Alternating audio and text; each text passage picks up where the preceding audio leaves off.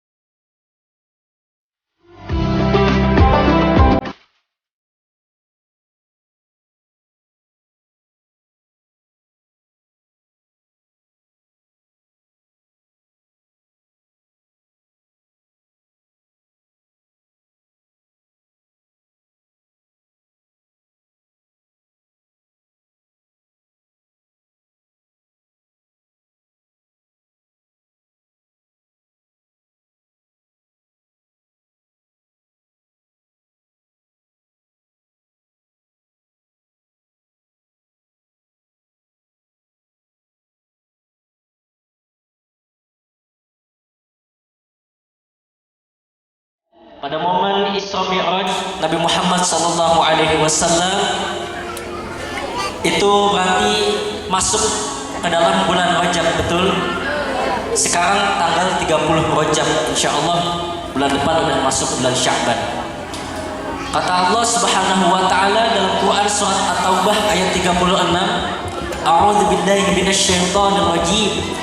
Inna iddatash syuhuri 'indallahi 12 syahran fi kitabillah yauma khalaqas samawati wal arda minha arba'atun hurum dzalika ad-dinul qayyim fala tadlimu fihinna anfusakum al-ayat. Jadi singkatnya, jumlah bulan menurut Allah ada 12 bulan.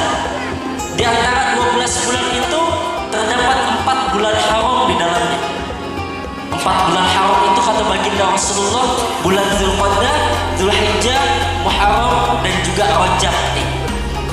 Maka kata Allah, janganlah kamu sekali-sekali menzalimi diri kamu pada keempat bulan haram tadi yang disebutkan. Jadi 4 bulan haram itu maksudnya adalah bulan yang dimuliakan oleh Allah. Jadi bulan-bulan itu yang dimuliakan oleh Allah. Tapi kok kalau dimuliakan, kenapa dinamakan bulan haram? Karena pada bulan-bulan tersebut nih, kita sebagai umat Islam diharapkan untuk berbuat maksiat, untuk berbuat sesuatu yang dilarang oleh Allah. Karena sebagaimana Ibnu Abbas radhiyallahu anhu pernah berkata begini, jika pada bulan-bulan haram tersebut kita melakukan maksiat, maka kita akan mendapatkan dosa yang berkali lipat.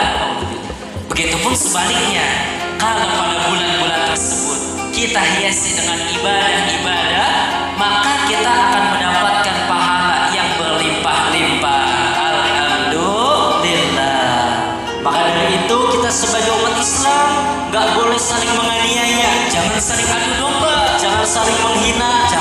sama orang tua, jangan suka bikin orang menderita. Berbicara jangan berdusta, aib orang jangan dibuka.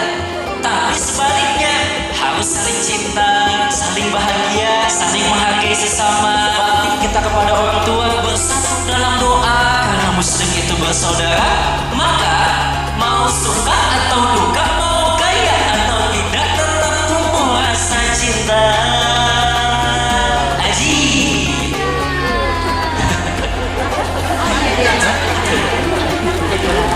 Bulan Rajab bulan yang istimewa. Kata baginda Rasulullah, Rajabun syahrullah. Rajab adalah bulannya Allah. Wa Sya'ban syahri. Sya'ban adalah bulanku kata Nabi. Bulan depan. Wa Ramadan syahru ummati. Dan Ramadan adalah bulan untuk seluruh umatku. Makanya karena bulan Rajab ini nih adalah bulan yang dimuliakan oleh Allah, Bu. Meskipun sekarang kita udah berada di penghujung bulan Rajab, kan kita sama-sama tuh diajarin doa sama baginda Rasulullah. Dalam hadis riwayat Ahmad yang sering kita baca tuh doanya kalau tiap habis sholat. Coba sama-sama. Allahumma barik lana fi Rajab wa Sya'ban wa ballighna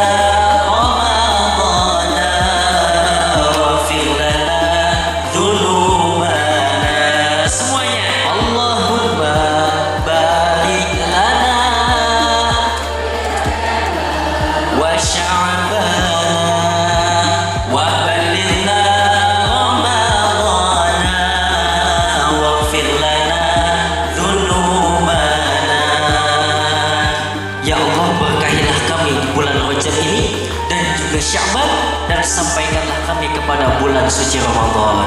Amin ya rabbal alamin. Sekarang nih kita masuk ke pembahasan Isra wal Mi'raj. Tahu nggak Bu, Isra Mi'raj itu apa? Perjalanan. Isra Mi'raj itu dua kata, Bu. Isra dan Mi'raj. Nih sama-sama yuk kita cari tahu apa itu Isra Mi'raj. Karena yang namanya kalau kita nggak tahu, kita ngaji kayak begini nih, kita jadi tahu, jadi paham, betul nggak Bu? Tuh, iya. Jangan sampai nanti ketika pulang dari sini ada yang nanya kemarin ngaji sama Doni Dion bahas Isra Mi'raj bahas apaan? Jawabnya Nah makanya yuk sama-sama kita cari tahu apa itu Isra Mi'raj. Karena ya orang yang namanya nggak tahu harus cari tahu. Jangan sampai kita dalam kategori orang yang paling parah, kata Imam Ghazali. Ada 4 orang yang paling parah. Yang terakhir apa? Dia udah nggak tahu, tapi kagak mau nyari tahu. Nah, jangan sampai kita begitu. Sebab apapun yang kita nggak tahu harus dicari tahu. Contohnya, nyari pasangan. Nyari pasangan, laki-laki dan perempuan harus tahu dulu, harus kenal dulu, betul nggak Bu? Iya. Cuman zaman sekarang beda, kenalan sama zaman dulu. Ibu-ibu dulu kenalan sama bapak suaminya enak, masih ketemu. Coba sekarang Bu, anak muda kenalan dari sosial media, ketipu sama foto profil. Foto profil gue cakep, bening mulus. Begitu ketemuan, hancur mukanya. Ya habis gimana Bu, sekarang anak-anak muda kita kan main media sosial semua, betul nggak Bu? Betul. Iya, anak muda zaman sekarang kenalannya di Facebook. Pacarannya di WhatsApp. Besok nikahnya di Instagram. Dapat anak dari Shopee. Iya.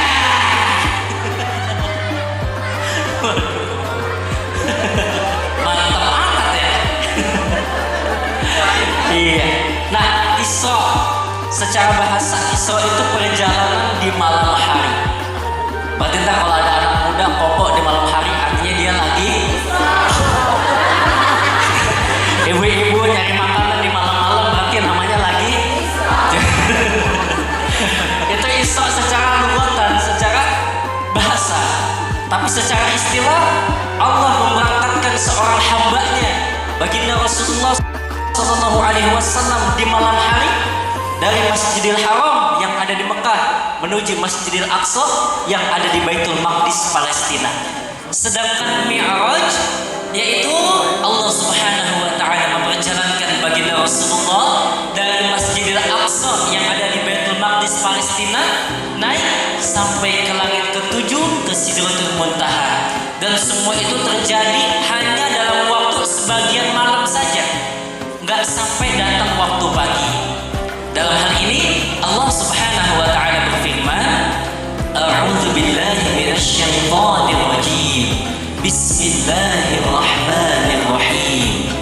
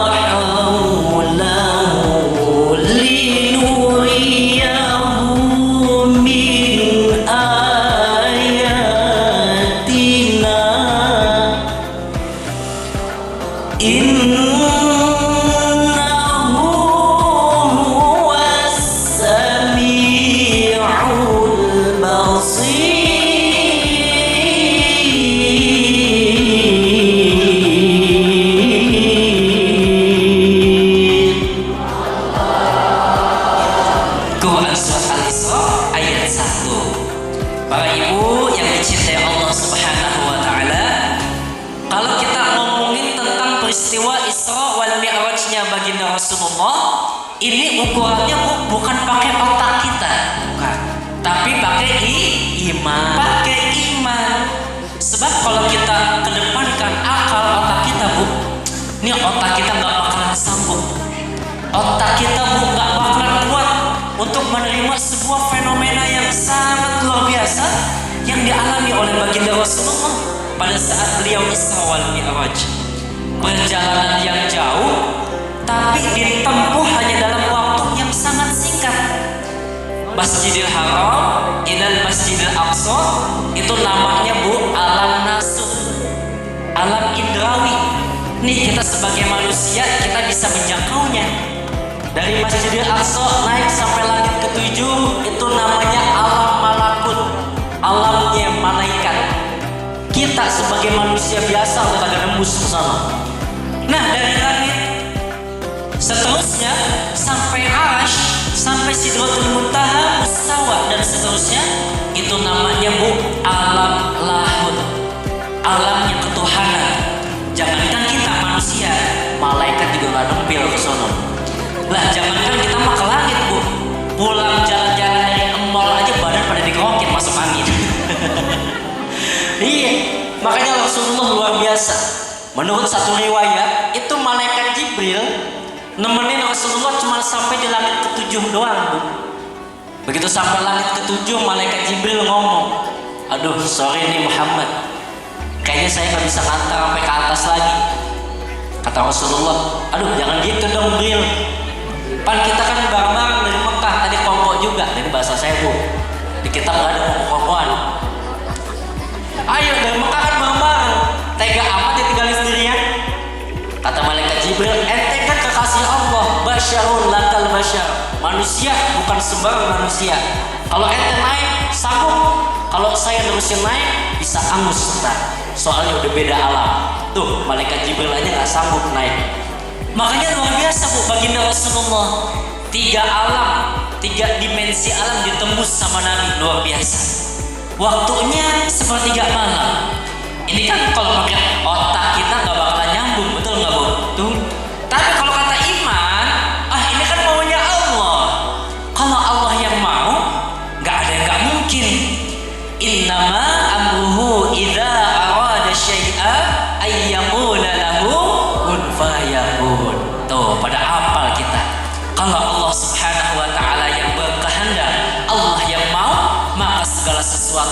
ada yang nggak mungkin. Orang kecelakaan tapi nggak meninggal, bisa nggak Bu? Allah yang mau, yang kemarin kita nggak punya duit tiba-tiba dapat dari arah yang nggak disangka-sangka, bisa? Allah yang mau suami istri divonis mandul sama dokter, tahu-tahu suatu saat hamil, bisa? Allah yang mau orang miskin 7 turunan tapi berangkat haji, bisa? Allah yang mau orang cacat mental, cacat fisik tapi hidupnya sukses, bisa? Allah yang mau yang kemarin ahli maksiat tiba-tiba besok jadi ahli ibadah, bisa? Allah yang mau Doni Dion pulang ceramah dapat amplop sama besek, bisa? Kita yang mau. Tuh pasti alasannya. Iya Bu. Lah emang kita berdua biasanya kalau tiap ngisi ceramah mah ada apa baik dibungkusin dah biasanya. Nah cuman kalau di sini kagak ada Pak ya kagak apa-apa. Cuma Mas lagi masih bisa kalau diusahain. Alhamdulillah. Tuh Masya Allah Bu. Jadi peristiwa di Isra dan di Mi'rajkannya baginda Rasulullah itu tidak lain untuk menunjukkan tanda-tanda kekuasaan Allah sekaligus sebagai bentuk ujian keimanan bagi masyarakat Quraisy pada saat itu Bu. Kenapa kok dikatakan sebagai bentuk ujian keimanan? Karena peristiwa agung yang dialami baginda Rasulullah itu Bu sempat menggemparkan masyarakat pada saat itu, yang mana kondisi masyarakat saat itu belum sepenuhnya beriman, masih banyak yang kafir. Nah Rasulullah ketika pulang Isra Mi'raj dikumpulin masyarakat, diceritain pengalamannya, kagak ada yang percaya, malah pada bilang wah ini Muhammad mengada-ngada nih, sampai ada yang bilang wah ini Muhammad udah gila nih emang nih. Makanya menurut satu riwayat dijelasin ada 3 model respon umat pada saat itu yang mungkin sekarang juga masih berlaku. Umat yang pertama ketika Rasulullah menceritakan pengalaman Isra Mi'raj, nih yang pertama dia bertambah keimanannya, makin kuat imannya sama Allah. Lalu umat yang kedua ketika diceritakan tetap imannya stabil, ragu-ragu benar apa enggak tuh Rasul. Lalu umat yang ketiga, nah ini yang parah, jangan sampai kita kayak begini.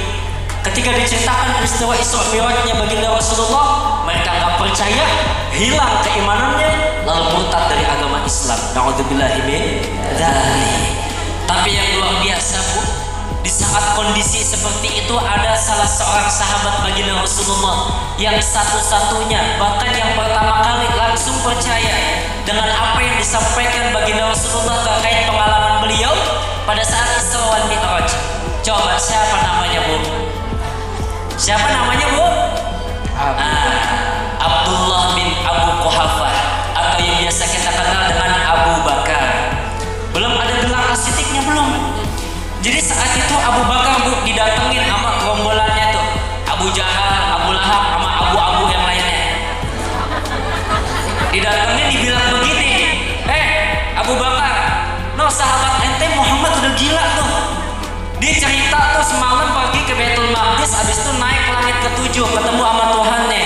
Itu kan orang gila nih. Bagaimana bisa kalau kita ukur ke otak kita nggak bakalan nyambung. Nah ini menurut ente gimana nih Abu Bakar? Apa Bu jawaban yang luar biasa dari Abu Bakar? Hei dengarkanlah, kalau Rasulullah yang berkata, aku pasti percaya. Dan jika seandainya lebih daripada itu, asalkan Rasulullah yang berkata, aku pasti percaya dan itu pasti benar adanya. Ibu percaya dengan peristiwa Isra Mi'raj? Percaya karena Rasulullah yang ngomong. Coba kalau Doni Dion yang ngomong, wahai para warga, Doni Dion semalam habis Isra Mi'raj naik Gojek. Percaya nggak? Nggak percaya. Yang ada kata gila loh, Doni Dion gila. Akhirnya dari pengakuan Abu Bakar baru dikasih gelar sama Rasulullah As-Siddiq, yang artinya orang yang jujur, yang membenarkan peristiwa Isra Mi'rajnya baginda Rasulullah. Jadi itu bentuk ujian keimanan tuh. Karena pada saat itu umatnya nggak bisa melihat langsung secara detail, secara jelas Rasulullah Isra Mi'raj kayak gimana nggak bisa ngeliat. Makanya responnya banyak. Ada yang percaya setengah-setengah, bahkan ada yang nggak percaya sama sekali. Iya, udah gitu kan zaman dulu nggak ada HP, Bu. Kagak ada handphone kayak kita yang apa-apa bisa serba di-upload, di-posting, betul nggak, Bu? Tuh. Iya. Lah kayak ibu-ibu nih dari tadi saya liatin megang HP, moto-motoin kita, ngerekamin kita, nanti di-posting kan captionnya begini, lagi dengerin ceramah Ustadz Kembar Ganteng gitu. Tuh, artinya kalau ada HP apa-apa bisa diposting. Coba Bu, kalau zaman dulu udah ada HP, ini mah umpama Rasul mau berangkat Isra Mi'raj bisa update status dulu di WA. Malam ini mau berangkat Isra Mi'raj dulu bareng malaikat Jibril. Jangan lupa ya saksikan vlog kita. Nanti jangan lupa like, comment, subscribe, klik. Banyak yang lihat pada saat itu. Dilihat sama sahabatnya tuh, Abu Bakar, Umar, Utsman, Ali, dilihat, di komen sama Abu Bakar. Ya Rasulullah, kok Isra Mi'raj gak ngajak-ngajak saya? Dibalas sama Nabi, sorry, tiket jalan-jalannya cuma dapat 2 orang doang. Umpama, kalau zaman dulu ada HP, gitu. Informasi gampang kita dapetin. Makanya zaman dulu diuji sama Allah, nggak ada namanya HP, TV, radio, nggak ada. Langsung dari perkataan baginda Rasulullah. Makanya pada hari ini kita kumpul ngaji nih lewat peringatan Isra Mi'rajnya baginda Rasulullah. Mudah-mudahan keimanan kita semakin kuat. Amin. Kita harus menyadari, Bu, bahwa segala sesuatu itu nggak bisa selalu kita ukur dengan akal kita. Karena yang namanya akal mah punya keterbatasan dalam berpikir, bisa aja salah. Tapi segala sesuatu harus kita pandang dengan kacamata iman kita. Kita harus yakini bahwa ketika Allah Subhanahu wa Ta'ala yang mau, maka semua itu nggak ada yang nggak mungkin, nggak ada yang susah menurut Allah kalau Allah sudah berkehendak. Mudah-mudahan kita pulang dari sini keimanan kita semakin meningkat dan senantiasa Allah Subhanahu wa Ta'ala menjaga keistiqomahan ibadah kita. Amin ya rabbal alamin. Salatullah salamullah ala Taha Rasulillah. Semuanya. Salatullah salamullah ala Yasin Habibillah. Tawassalna bismillah wa bil hadi rasulillah wa kulli mujahidillah bi ahlil badri ya Allah. Hidup ini tak akan lama, dunia ini fata morgana. Penuhilah amal yang mulia agar mendapat tempat di syurga. Sama-sama. Salatullah ala Taha Rasulillah. Salatullah salamullah ala Yasin Habibillah. Hidup senang bukan banyak uang, hidup senang hatinya tenang, hati yang tenang, hati yang senang, hati yang senang, imannya semuanya. Salatullah ala Taha Rasulillah. Salatullah salamullah ala Yasin Habibillah. Jeng jeng jeng jeng. Ya ilah, yang depan doang jeng, yang depan maksa banget lagi. Jeng jeng jeng jeng jeng. Padahal lemes banget ya. Yang pojokan, yang ujung belum pada jawab. Ulang sekali lagi biar semangat. Ala Yasin Habibillah. Jeng jeng jeng jeng. Nah, itu dong. Alhamdulillah. Terusin ini, terusin. Itu udah mau asal nggak apa-apa, Bu? Nggak apa-apa ya? Nggak apa-apa ya, benar? Ya udah nggak apa-apa dah. Nah, saya mah ngikut emak-emak aja. Iya.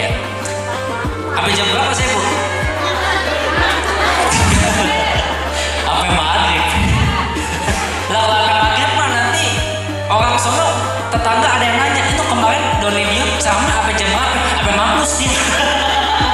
Lama banget ya mama nggak mampu deh.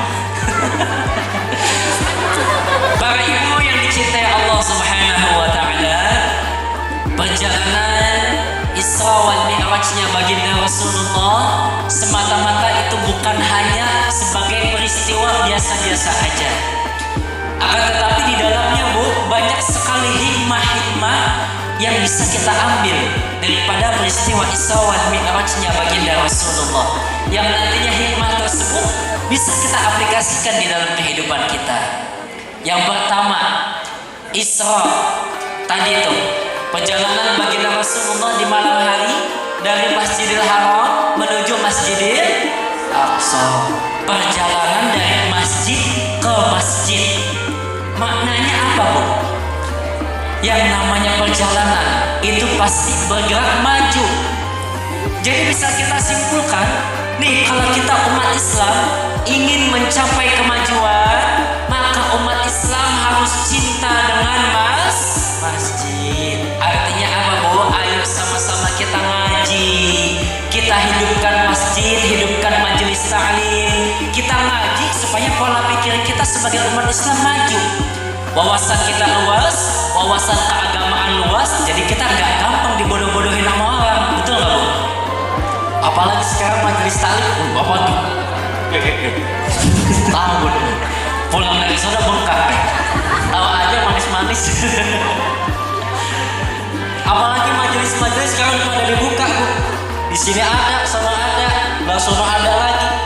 Nah makanya kita sama-sama ngaji. Yang tuanya ngaji, yang mudanya juga ngaji. Sebab kalau kita lihat majelis taklim kayak gini ya rame emak-emak doang. Iya, emak-emak mah alhamdulillah. Majelis taklimnya banyak, betul ya, Bu? Di sini ada, sana ada, baju ini lain-lain. Sini ada, sana ada, malah kadang-kadang pada ngutang.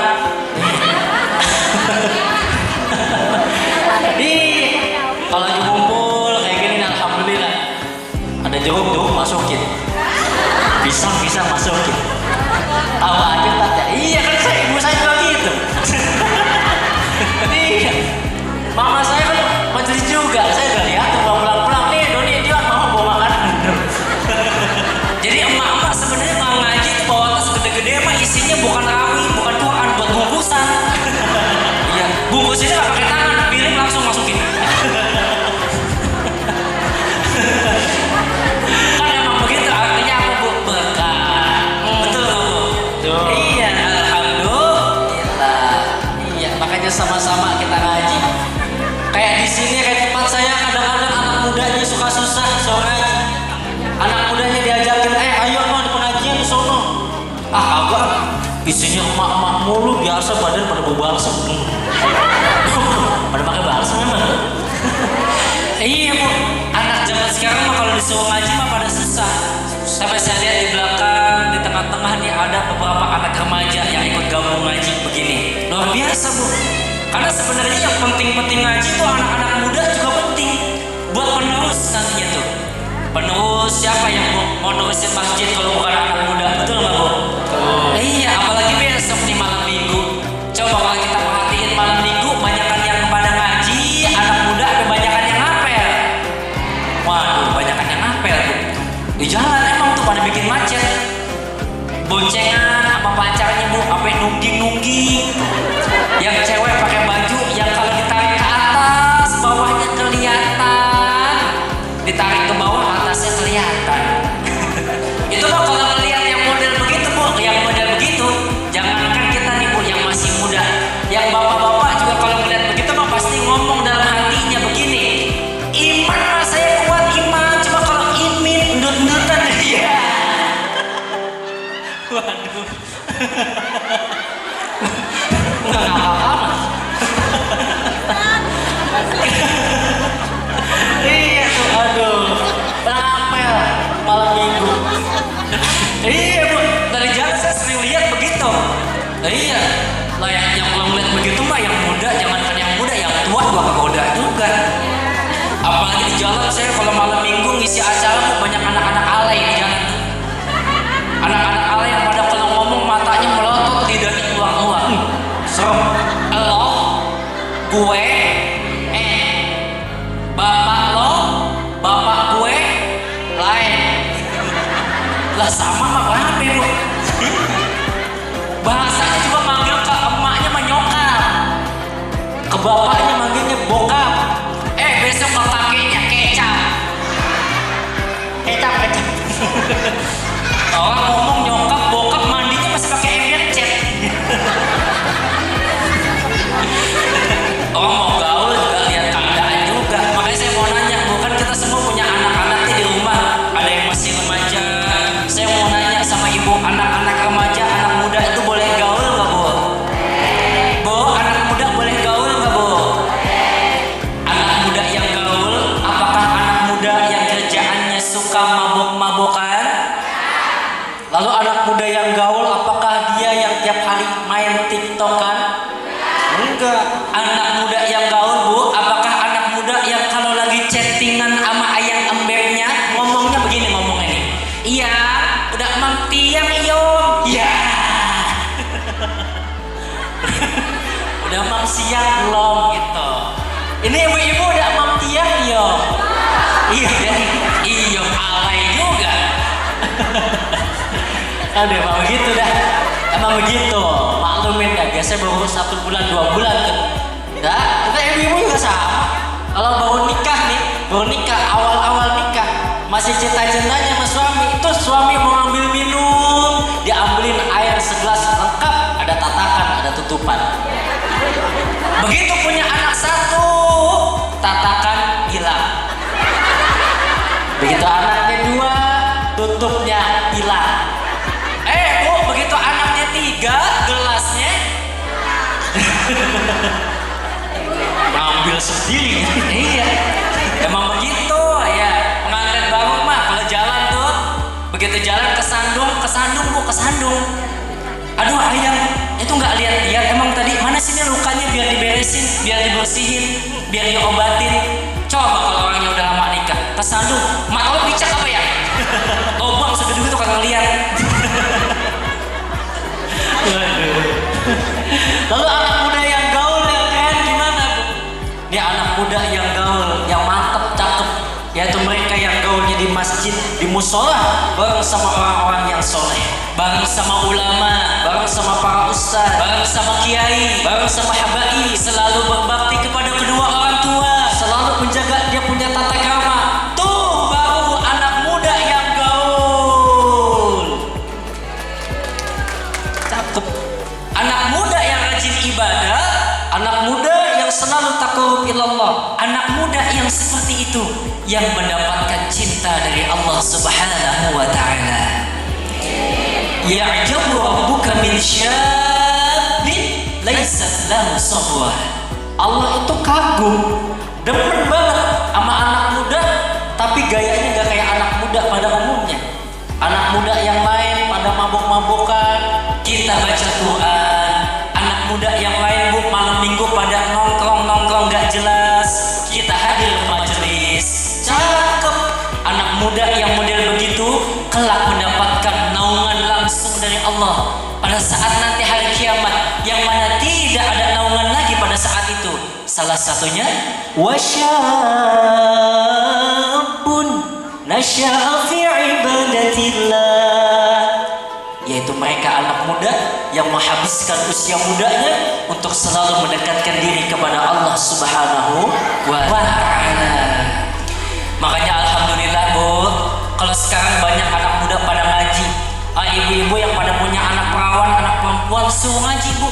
Nih kayak majelis begini nih, suruh datengin tuh anak-anak perempuan pada ngaji. Anak perempuan kalau rajin ngaji, rajin ke majelis, cakep bu, luar biasa. Kalau anak perempuan rajin ngaji, besok mau dipegang sama cowok, mau dipegang bu, mau dicolek, subhanallah, dosa abang. Colek dikit dan colek, astagfirullah, haram abang. Gue doang mesti jatuh. Coba bu, anak cewek pada kagak ngaji, begitu mau dipegang-pegang sama cowok, abang mau pegang yang mana? Ya, malah milih dia. Iya, kita beli ayam aja kan, beli paha ayam bayar. Lah ini paha pegang-pegang gratis. Iya tuh. Nah, artinya kita semua biar pada ngaji. Thalabul ilmi fardhatun ala kulli muslim. nuntut ilmu itu wajib hukumnya bagi kita umat Islam, karena ilmu adalah sumber yang utama untuk melakukan hal yang berguna bagi nusa, bangsa, dan agama. Apalagi ilmu agama yang bisa menghantarkan kita ke surga, juga ilmu dunia yang bisa mengharumkan nama bangsa. Jangan sampai terbata-bata apalagi buta, karena ilmu adalah cahaya yang bisa menyinari alam semesta. Aji. Tuh, sebab kalau orang punya ilmu, hidupnya jadi mudah. Betul kan, Bu? Doni Dion ngomong dari tadi, lancar banget. Ada ilmunya, belajar dulu. Ada ilmunya, retorika dakwah. Kita ceramah, kalau kagak pakai mic, lecet, gorokan. Cuma kalau ada mic, jadi kedengaran luas. Dan orang yang punya ilmu, kata Allah kan derajatnya ditinggiin, betul ya, Bu? Hidupnya gak akan susah. Makanya kita lihat guru-guru kita, ustadz, kiai, ustadzah, gak ada yang hidupnya minta-minta di jalan. Rata-rata pada punya pondok pesantren, punya yayasan, punya musola, punya masjid, punya sekolah, dan lain sebagainya tuh. Berkah, makmur. Makanya mohon maaf, biasanya ustadz, kiai, badannya pada gemuk karena beseknya banyak. Kalau ada ustadz, kiai, badannya kurus, saya curiga. Jangan-jangan besek sama pangsel dia jual di jalanan. Iya tuh, gak susah. Ini kayak Doni Dion nih, baru megang mic dong 1 juta baru megang mic. Belum ditelan belum. Telan bisa 15 juta buat operasi. Iya, apalagi kan dalam kitab sifat dinyatakan wa kullu man bi ghairi ilmi ya'malu a'maluhu mardudatun la tuqbalu. Dan setiap orang yang dia beramal tapi tanpa ilmu, maka amalan tersebut apa? Mardudatun, tertolak, la tuqbalu, gak diterima. Nah, kita pengen sholat, pasti ada ilmunya juga, gerakannya, bacaannya, jangan selalu lagunya sholat. Nah, makanya semua itu harus kita punya ilmu. Nih kayak kita ngaji begini kan, kita sama-sama nuntut ilmu, betul nggak, Bu? Betul. Iya. Tapi saya selalu dinasehatin, Bu, sama guru saya. Kata guru saya bilang, kalau tiap antum diundang ceramah kemanapun jangan pakai ngarepin amplop. Nah, isinya juga jangan, Bu. Kata guru saya, isinya jangan. Sebab kata guru saya, Bu, kalau ada ustadz, ada kiai diundang ceramah ngarepin amplop, dosa itu ustadz. Tapi yang lebih dosa, ngundang ustadz kagak bayar. Nah, pikirin juga tuh. Ujung. Iya. Ya emang begitu, ada sukanya, ada dukanya dalam dakwah tuh. Sukanya alhamdulillah saya bisa silaturahim sama ibu. Kenal, silaturahim kan kata Nabi dapat 2 keutamaan, murah rezeki, panjang umur. Terus apalagi tadi berkatnya banyak, parselnya alhamdulillah. Iya, apa numpuk di rumah kadang-kadang saya bagi-bagi tetangga kan jadi berkah tuh, Bu. Iya, tuh sukanya dukanya juga ada kadang-kadang. Iya. Jadi kita pernah, Bu, ngisi di salah satu kampung. Selesai saya ngisi ceramah, saya balik ke mobil, itu panitia kagak ada yang nganter-nganterin bisa. Akhirnya, Bu, saya pulang kagak bawa apa-apa. Di jalan, di mobil saya ngedriknya udah mati. Nyampe rumah, tiba-tiba nungguin sampai jam 3 pagi. Jam 3 pagi panitia datang ke rumah, sampai minta maaf. Amplop sama besek ketinggalan. Alhamdulillah, Bu, saat itu saya mau maafin. Lah cuma panitia mah jangan pakai nanya apa ya? Ini mah panitia pakai nanya, Pak Ustadz kok jam segini belum tidur? Lah gua gak bisa tidur nungguin lo. Lah belum datang kemarin gak bisa tidur. Iya. Lah kan kalau kita ngaji kayak begini kan luar biasa, Bu. Silaturahim sama-sama, panjang umur. Lah kan kita namanya mati gak ada yang tahu. Bisa jadi sebelum ibu-ibu berangkat ke sini tuh malaikat Israil udah nyampe ke rumah kita. Nyampe ke rumah kita mau cabut nyawa kita. Tapi karena kita lagi silaturahim ke sini nih. Tadinya ngomong, "Ya Allah, saya pengen cabut tuh nyawa hamba-Mu tuh, si fulan si fulanah." Kata Allah, "Yang mana?" "Yang baju kuning, ya Allah." Banyak kuningnya. Gak ada yang pulang. Akhirnya tuh orang yang baju kuning, Bu, yang baju kuning yang tadi mau dicabut nyawanya datang ngaji silaturahim, Pak, nggak jadi. Ditanya, "Ya, kenapa nggak jadi?"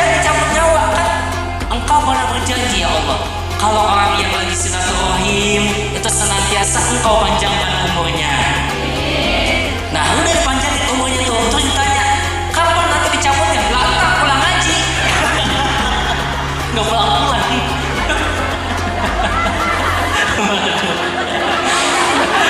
Dan mudah-mudahan kita semua yang kumpul di sini senantiasa dipanjangin umurnya sama Allah. Amin. Ya Rabbal Alamin. Yuk, mumpung kita masih muda, Bu. Yuk kita manfaatin dah masa muda kita. Mumpung masih dikasih sehat sama Allah, yuk sama-sama kita ngaji. Kan kata Nabi, masyababaka qabla haramika. Manfaatin masa muda sebelum datang masa tua. Sebab kalau masih muda begini kita ngaji masih enak, Bu. Betul? Betul. Mata masih enak buat ngeliat, mulut masih enak buat ngomong, kuping masih enak buat ngedengar. Masih muda, anak muda suruh ngaji. Baca nih, baca, dibaca. Ar-Rahman 'allamal Qur'an, khalaqal insana 'allamahul bayan. Masih muda cakep, Bu. Coba kalau udah tua mau belajar ngaji. Nenek-nenek mau belajar ngaji, mata udah ada awas, kuping udah susah buat dengar, mulut udah susah buat baca.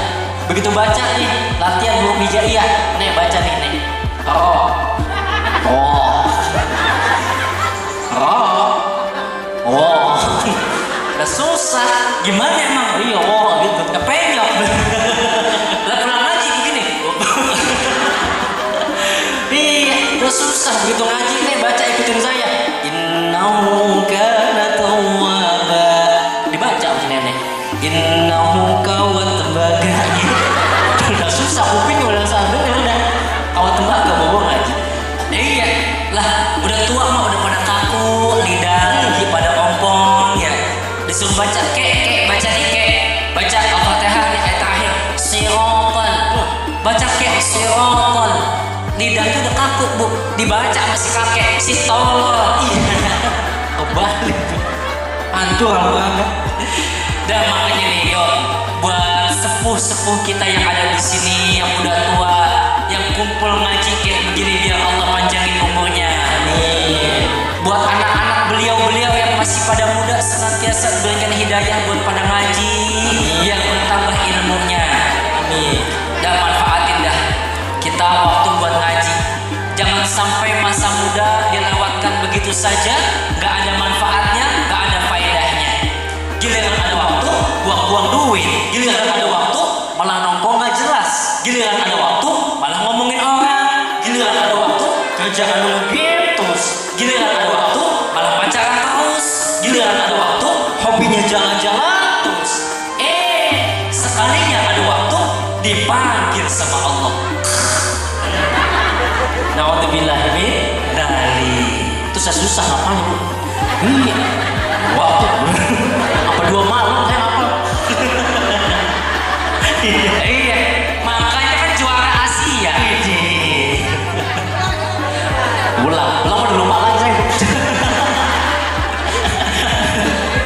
Lalu hikmah yang kedua, Mi'raj.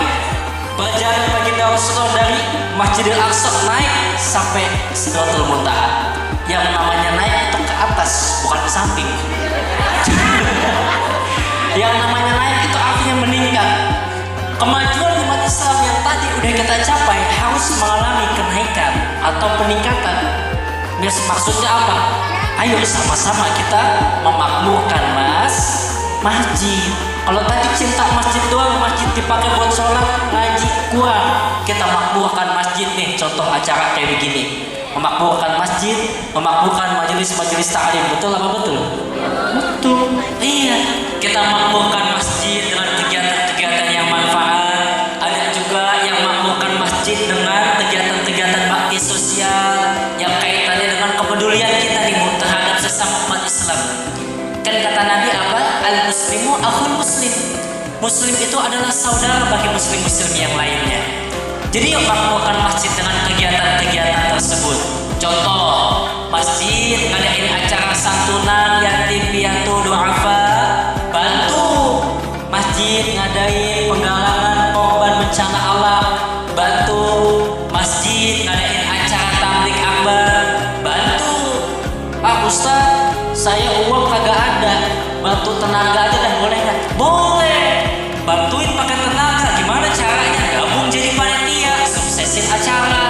Ustadz saya lagi di luar kota, nyumbang aja dah pakai duit, boleh nggak? Boleh.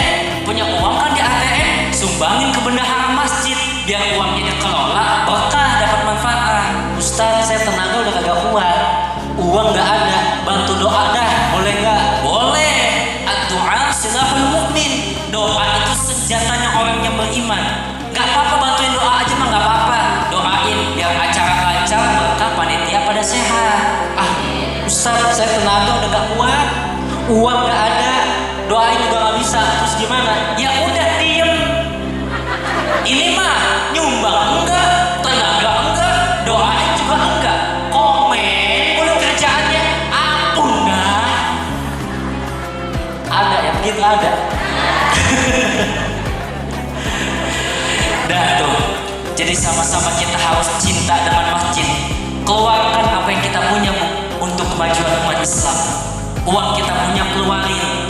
Uang gak ada, tenaga bisa keluarin, gak bisa juga doain. Semua yang kita punya keluarin semua buat umat Islam, buat agama kita, yang kelak ini semua bisa membawa manfaat pada saat kita meninggal dunia dan pada saat kita di yaumil akhir kelak. Dan orang yang cinta dengan masjid, yang senantiasa menghidupkan masjid, yang hatinya selalu terhubung dengan masjid, dia pun kelak akan mendapatkan naungan juga pada saat hari kiamat. Sebagaimana kata baginda Rasulullah, rajulun qalbuhu mu'allaqun fil masajid, yaitu mereka yang hatinya senantiasa terpaut bergantung cinta dengan masjid, nanti kelak akan mendapatkan naungan dari Allah Subhanahu wa taala. Amin ya rabbal alamin. Lalu hikmah yang terakhir, Rasulullah Isra Mi'raj pulang bawa oleh-oleh. Tahu oleh-olehnya apa, Bu? Sholat 5 waktu. Yang tadinya kita sholat 50 waktu sehari semalam, nggak kan jauh banget perbandingannya. Dari 50 waktu jadi 5 waktu. Yang 5 waktu aja kadang-kadang bolong, ya nggak? Iya. Sholat zuhur semangat, giliran asar lemes. Sholat maghrib kepepet, giliran isya kemalaman. Akhirnya subuh kebablasan. Betul nggak, Bro? Iya, itu 5 waktu. Coba kalau seandainya Rasulullah saat itu kan minta diskon sama Allah, dikurangin tuh atas usulan Nabi Musa, karena umatnya baginda Rasulullah itu kecil-kecil, nggak pada kuat, minta dikurangin sama Allah, dikurangin dari 50 jadi 45, naik lagi masih kebanyakan, dikurangin jadi 40, dikurangin lagi jadi 35, bolak-balik, akhirnya sampai sekarang nih jadi 5 waktu. Coba seandainya sholat dari dulu sampai sekarang 50 waktu, lah repot. Mau makan bentar, ajan. Lagi kerja bentar, ajan. Lagi belajar bentar, pengen tidur bentar. Emak-emak lagi masak bentar. Pengantin baru malam pertama. Gak susah gitu. Makanya tuh Rasulullah minta diskon sama Allah. Enak tuh. Nih khusus dikasih sama kita semua umatnya baginda Rasulullah, dikasih keringanan sama Allah. Alhamdulillah. Jadi artinya apa, Bu? Nih ibadah sholat. Ibadah sholat adalah ibadah yang sangat luar biasa. Karena Rasulullah mendapatkan perintah sholat langsung dari Allah, nggak pakai perantara malaikat Jibril. Kan kalau wahyu-wahyu yang lain mah Rasulullah dapat dari perantara malaikat Jibril, betul nggak, Bu? Tuh. Saat ada sahabat yang nanya atau Rasulullah melihat sebuah fenomena yang saat itu belum ada hukumnya, turun wahyu dari Allah lewat malaikat Jibril. Nah, sholat enggak. Sholat langsung Rasulullah bertemu dengan Allah, langsung dikasih perintah sholat. Jadi sholat ini adalah ibadah yang sangat luar biasa. Konsekuensinya besar apabila kita meninggalkan sholat. Tapi faedahnya jauh lebih besar kalau kita senantiasa istiqamah di dalam melaksanakan kewajiban kita sebagai umat Islam. Dan sholat ini yang menjadi penentu kualitas keimanan kita tinggi atau rendahnya di hadapan Allah Subhanahu wa taala. Sebagaimana Rasulullah sallallahu alaihi wasallam bersabda, "As-salatu 'imaduddin, faman aqamaha faqad aqamad-din, wa man tarakaha faqad hadamad-din." Salat itu tiangnya agama. Barang siapa yang menegakkan salat, maka ia telah menegakkan agamanya. Dan barang siapa yang meninggalkan salat, maka ia telah meruntuhkan agamanya. Hadis riwayat Baihaqi. Karena emang udah penting banget. Sholat 5 waktu wajib apa enggak? Wajib. Kita datang acara pengajian, majelis kumpul kayak gini sehari 5 kali, 10 kali, tapi kalau ninggalin sholat mah sama aja bohong, betul ya?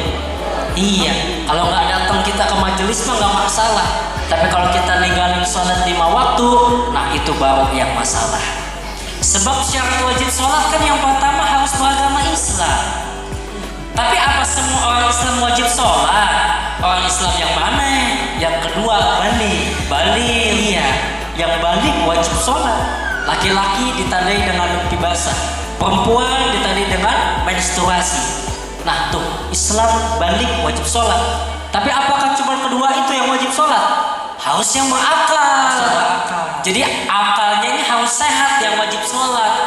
Sebab kalau yang namanya akalnya sakit, akalnya rusak, itu mah namanya orang gila. Tahu-tahu kamu? Lah tahu. Kenapa emang? Lah aneh mah ngomong mau benar aja tadi. Mana? Yang kan yang namanya orang akalnya sakit, rusak mah namanya orang gila ya bu ya. Lah lu tangan kemana nih? Begini, yang namanya ceramah, tangan bisa kemana aja cuy? Gimana? Bisa ke atas, bisa ke bawah, bisa tunjuk ke sono, ke ujung. Nah kebetulan pas lagi ngomong gila, aneh nggak sengaja tangan ke sini. Gimana ya? Pasang tadi di mobil latihan nggak gitu kita? Melenceng aja. Nah ini gimana? Kita kan kembar nih. Iya kembar. Iya beda 3 menit. Iya. Gua abang lo jatuh sama abang. Iya. Nah ganteng.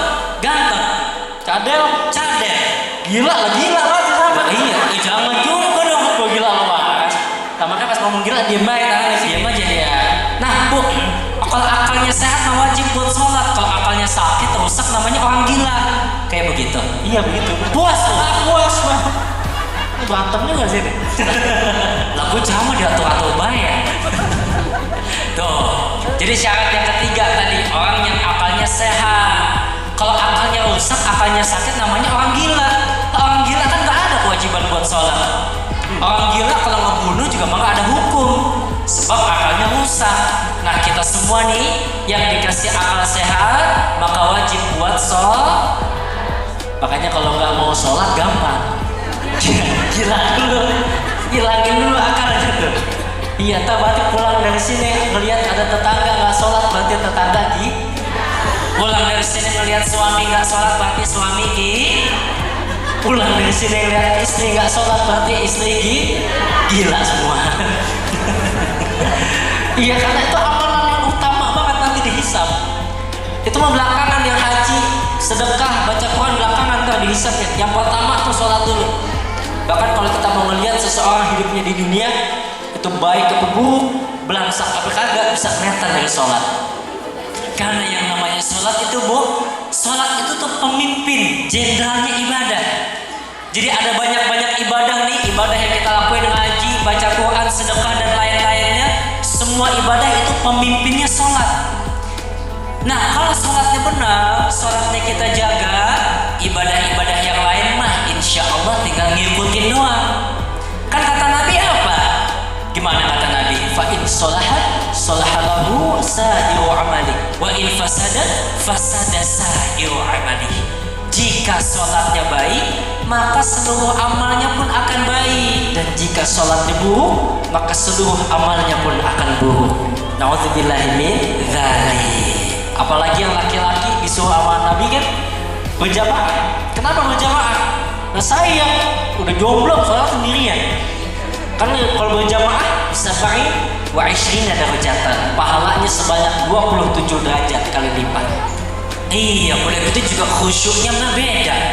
Nah kayak saya bu, laki-laki atau bapak-bapak di luaran sholat sendirian sama jamaah di masjid kan lebih khusyuk di masjid.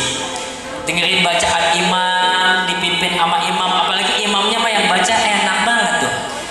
Bismillahirrahmanirrahim. Alhamdulillahi rabbil alamin. Ar-Rahmanirrahim. Maliki yaumiddin.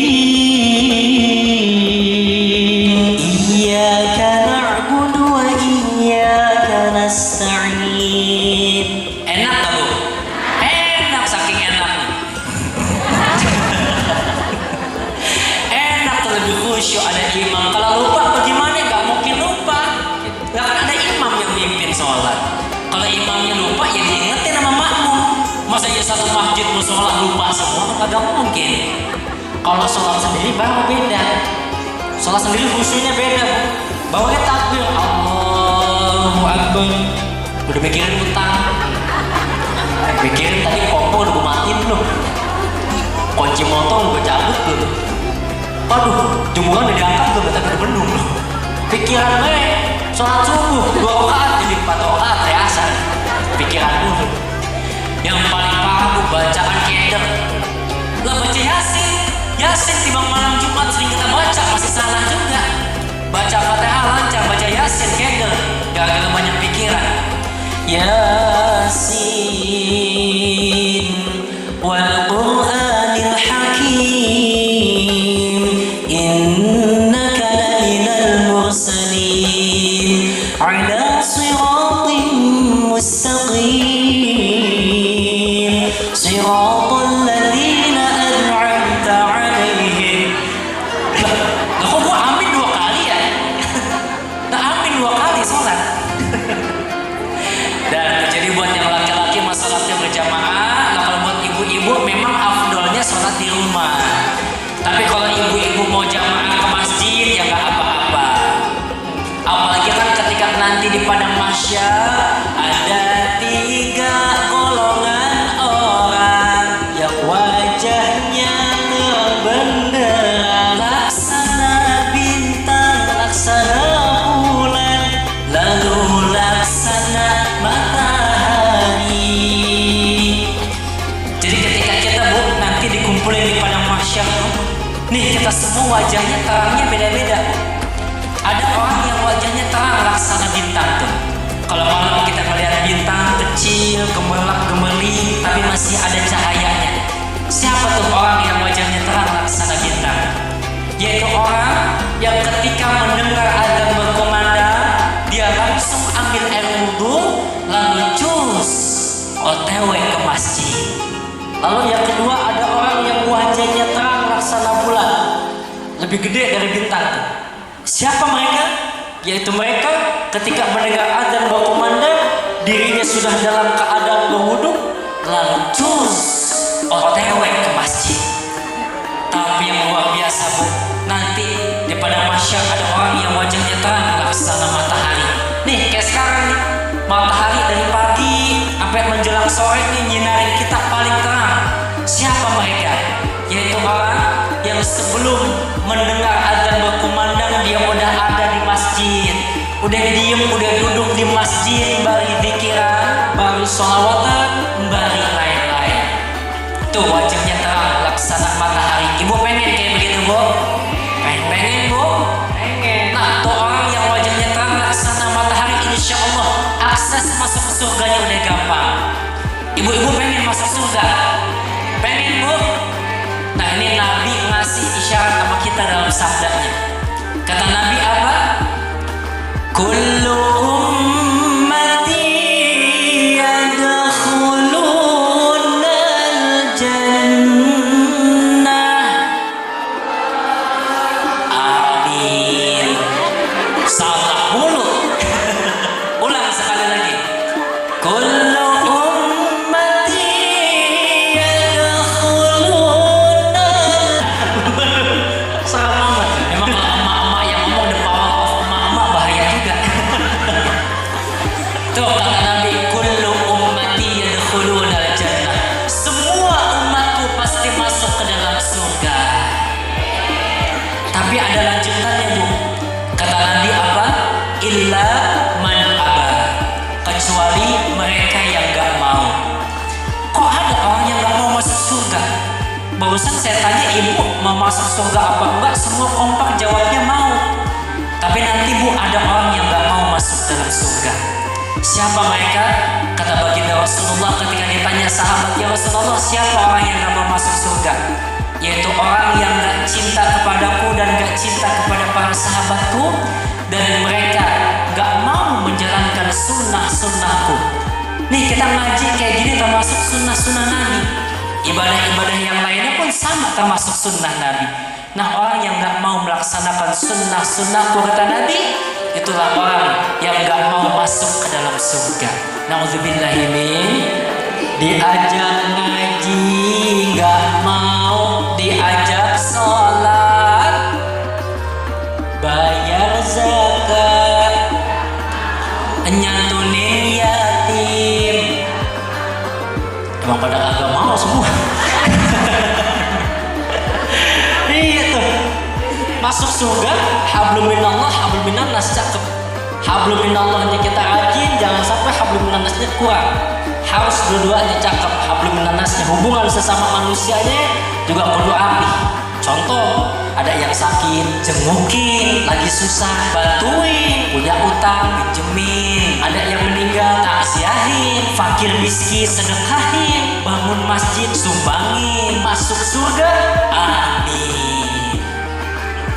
Karena sesuatu yang terlihat kecil bagi kita bisa jadi bernilai besar di sisi Allah Subhanahu wa Ta'ala. Maka jangan pernah menyepelekan hal kecil. Seorang pelacur, Bu, di zaman baginda Rasulullah bisa masuk surga. Seorang pelacur hanya karena memberikan minum kepada seekor anjing yang lagi kehausan. Lalu saat itu tuh pelacur tadi meninggal. Dia meninggal dalam keadaan husnul khatimah. Dan seseorang bisa terkena siksa kubur cuman karena hal sepele, kecil, tidak pernah membersihkan kemaluannya pada saat buang air kecil. Lah itu kan dua-duanya hal sepele itu. Hal kecil yang kadang-kadang di dalam kehidupan kita suka kita remehin, gak kita hiraukan. Makanya jangan pernah meremehkan kebaikan sekecil apapun, karena bisa jadi ridho Allah terletak di situ. Dan jangan pernah meremehkan dosa sekecil apapun, karena bisa jadi murka Allah terletak di situ. Nauzubillahi min dzalik. Dah tuh hal kecil aja nggak boleh, apalagi hal besar. Contohnya tadi sholat, apalagi yang namanya mati kita nggak ada yang tahu, betul nggak? Jangan sampai mati dalam keadaan belum sholat. Ih, ngeri amat, ngeri banget, Bu.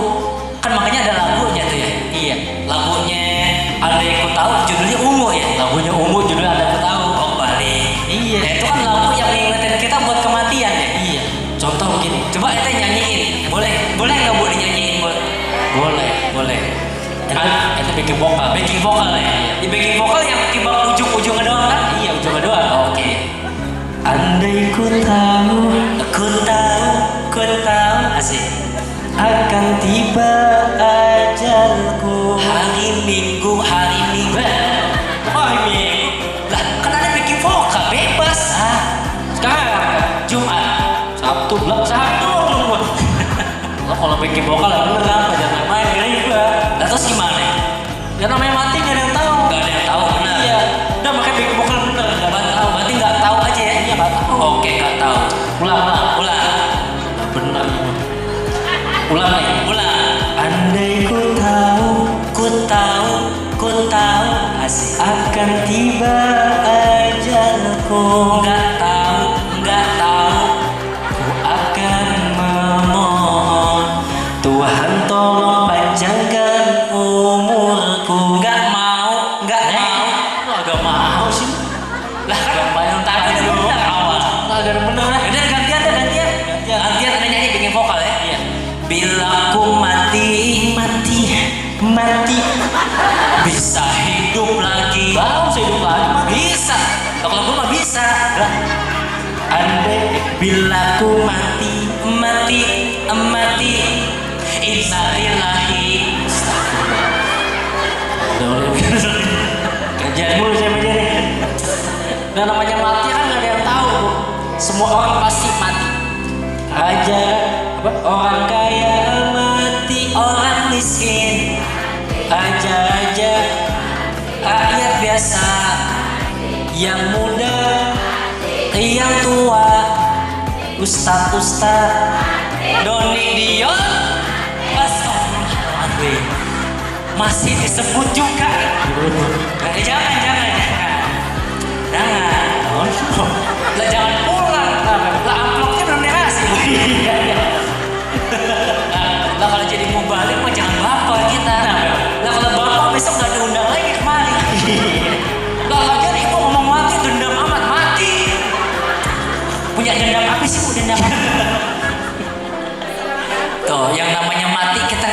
tahu, jangan sampai kita mati dalam keadaan belum sholat.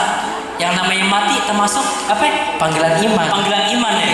Panggilan iman ada 3. Ada 3. Yang pertama Panggilan sholat, yang kedua panggilan haji, lalu yang ketiga panggilan meninggal. mati. Kalau mati buat hewan, kucing, ayam mati, manusia meninggal. Nah ini salah. Kalau gimana? Buka Quran surat Al-An'am 162. Gimana bunyi? Kita sering baca dalam doa iftitah kita tuh. Inna sholati wa nusuki wa mahyaya wa mamati. Tuh. Mati. Lah kagak ada bunyi ayat wa nusuki wa mahyaya wa meninggal. Ya. Sama aja dah. Udah. Iya. Dah yuk sama-sama dah kita perbaikin sholat. Sholat ini kan ibadah yang luar biasa. Yuk, yang kemarin kita belum sholat, pulang ngaji dari sini, ayo sama-sama dipaksa supaya mau sholat. Gak apa-apa pelan-pelan walaupun masih bolong-bolong. Kan proses. Dari yang kemarin sholatnya masih bolong-bolong, dipaksa dilengkapin lagi. Sholatnya pulang ngaji dari sini, gak apa-apa walaupun masih belum tepat waktu. Kan proses. Yang kemarin sholatnya masih belum tepat waktu, ayo dipaksa supaya bisa sholat tepat waktu. Gak apa-apa walaupun belum bisa berjamaah. Kan proses. Dari yang kemarin belum bisa sholat berjamaah, mudah-mudahan pulang ngaji bisa sholat berjamaah. Alhamdulillah ya, akhirnya istiqomah. Tuh, apalagi sholat-sholat sunnah enak dikerjain di rumah. Suami jadi imam, istri jadi makmum. Cakep, baca enak. Jangan kayak belah sono, suami istri sholat sunnah berantem sholat. Iya, suaminya baca Inna anzalnahu fi lailatul qadr. Bininya ngomong belakang, lelatil. Karena lelatil baca wa ma adraka ma lailatul qadr. Ngomong lelatul. Kelar sholat berantem. Ngomong suami, lu ngapa sih? Gue tadi lelatil, lu lelatul. Gue lelatul, lu lelatil. Timbang masalah tul sama til doang. Gak pakai belakang tuh sholat. Waduh, udah pada sholat daripada rapi dah kita semua. Iya, gak kelar sholat mah enak pikiran, jangan pada berantem. Nah apalagi kan kita semua di sini yang orang tua pada punya anak. Kan kita mah sering pesan sama anak-anak kita, Bu. Nah, dimanapun kamu berada, dengan siapapun kamu bergaul, yang namanya sholat jangan ditinggalin ya, nak. Betul nggak, Bu? Tuh. Iya. Karena kalau kita punya anak, udah kita ajarin sholat dari dia masih kecil, insya Allah ketika tuh anak tumbuh remaja dan tumbuh menjadi dewasa, tuh anak gak akan menjadi anak yang meninggalkan sholat dan dia gak akan terjun ke dalam pergaulan bebas. Ah Ustaz, tapi saya masih orang jahat. Sholat. Ya Ustaz, tapi saya kerjanya masih suka riba. Sholat. Ah Ustaz, saya tiap malam masih suka mabuk-mabukan. Tetap sholat. Ustaz, tapi saya masih demen berzina. Sholat. Aduh Ustaz, saya makan uang halal susah. Sukanya makan uang haram mulu. Sholat tetap. Karena itu sholat yang nantinya akan mengerem kita dari perbuatan bejat. Karena sholat nanti yang akan menjauhkan kita dari perbuatan maksiat. Inna sholata tanha 'anil fahsya'i wal munkar. Sesungguhnya sholat dapat mencegah perbuatan keji dan munkar. Kalau kita rajin sholat, Cinta kepada Allah semakin kuat. kalau kita rajin sholat, Doa terkabul dengan cepat. kalau kita rajin sholat, hajat akan mudah didapat. Dan kalau kita rajin sholat, Kesulitan hidup bakalan diangkat. hidup bakalan selamat dunia dan akhirat. Amin ya Rabbal. Salatullah salamullah ala taha rasulillah. Semuanya Salatullah salamullah ala yasin habibillah. Salatullah salamullah ala taha. Salatullah salamullah ala yasin habibillah. Tawassalna bismillah wa bil hadi. Tawassalna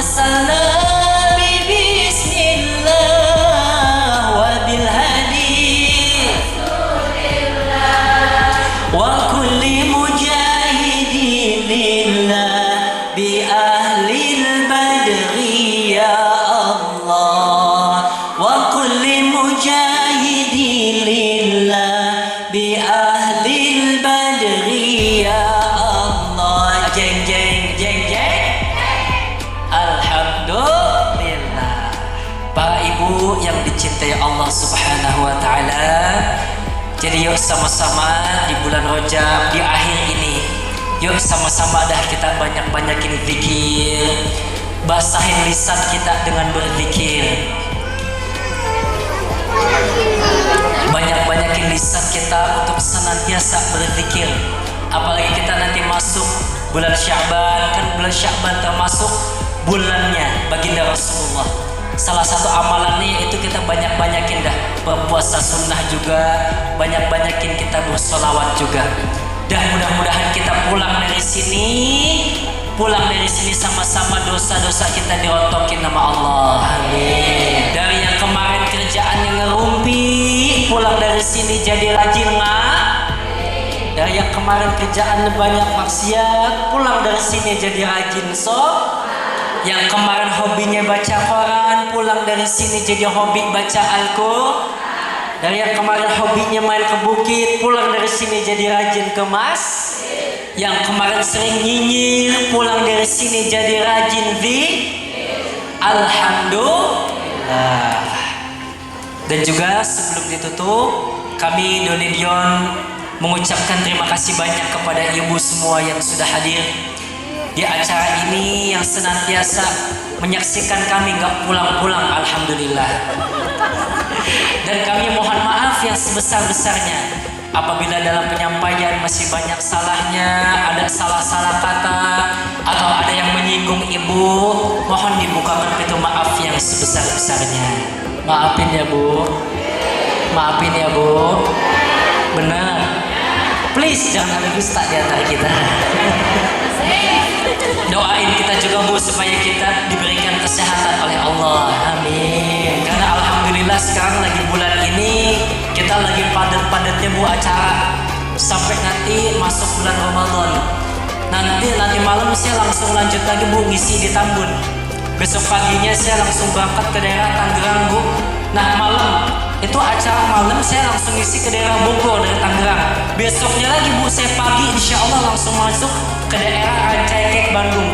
Siangnya saya langsung ngejar ke daerah Purwakarta. Malamnya itu acara terakhir di daerah Sumedang. Itu juga kalau ada yang bunda bu. Iya. Serius banget. Ibu-ibu kenapa? Padat. Kan tadi udah minta maaf ya. Ya semoga kita semua diberikan kesehatan oleh Allah. Amin. Nanti Donidion selesai ceramah, ibu-ibu jangan bangun pulang dulu, karena afdolnya ngaji pulang setelah doa. Tadi kita ngaji dibuka dengan doa. Kalau pengen pulang bawa ilmu yang manfaat yang barokah, pulang setelah doa. Setuju? Setuju. Mudah-mudahan kalau kita masih dikasih umur dan kesempatan, kita akan berjumpa lagi insya Allah. Sekian yang bisa Donidion sampaikan. Mohon maaf atas segala kekurangan. 1 tambah 1 sama dengan 2. Kalau pengen cari mantu, cari yang kayak kita.